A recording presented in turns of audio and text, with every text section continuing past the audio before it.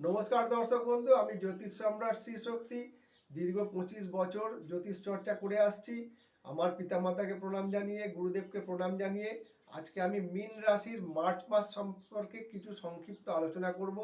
মীন রাশির মার্চ মাসে গ্রহের যে অবস্থান তাতে করে দেখা যাচ্ছে মীন রাশিতেই বসে রয়েছে রাহু, বকরি শুক্র এবং বুধ।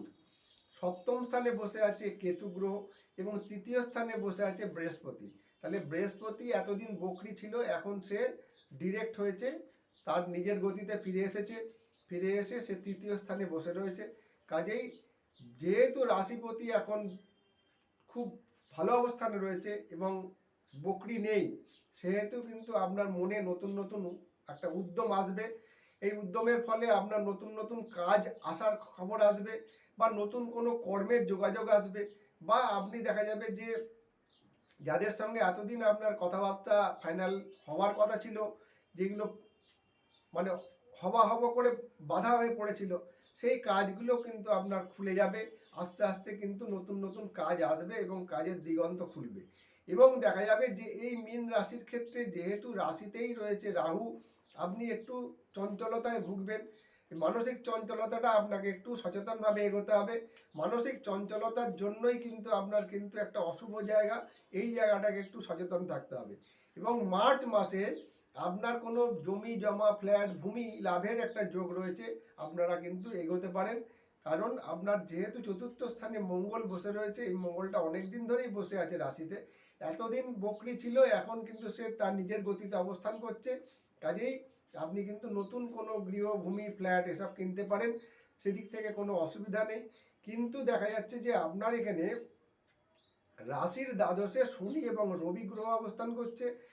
পিতা বা পিতৃস্থানীয় কেউ থাকলে তাদের সঙ্গে কিন্তু আপনার একটা মনোমালিন্য হওয়ার যোগ এবং মতের একটা বিরোধ হবে, বা কর্মক্ষেত্রে যে আপনার সিনিয়র যারা আছে বা আপনার মালিক যে আছে তার সঙ্গে কিন্তু আপনার একটা বিবাদ বিসম্বাদ হতে পারে। মনোমালিন্য হওয়ার জন্য কিন্তু আপনার একটা হট করেই কর্ম ছেড়ে দেবো এরকম একটা সিদ্ধান্ত নিয়ে নিতে পারেন। এই সিদ্ধান্ত কিন্তু ভুলেও নেবেন না। কারণ হচ্ছে এই সিদ্ধান্ত যদি আপনি ভুলেও নিয়ে ফেলেন তাহলে কিন্তু আপনি পরে পস্তাবেন। কাজেই একটু সচেতনভাবে ধীর স্থিরভাবে এগোবেন। এবং আপনার ক্ষেত্রে বলবো 15ই মার্চ, হ্যাঁ, 15ই মার্চের পর থেকে কিন্তু বুধ গ্রহ বক্রী হয়ে যাবে।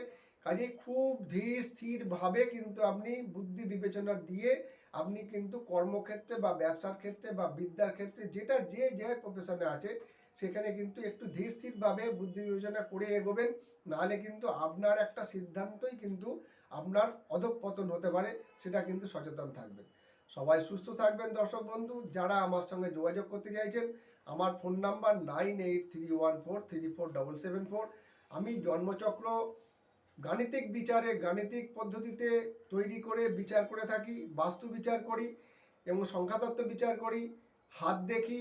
এবং কোনো ক্ষেত্রে মানে কারখানা, বাড়ি, দোকান বা ব্যবসা প্রতিষ্ঠানের বাস্তু বিচার করার জন্য যদি দরকার লাগে, সেখানে গিয়েও আমি বাস্তু বিচার করে দিয়ে আসি। সবাই সুস্থ থাকবেন দর্শক বন্ধু, ভালো থাকবেন।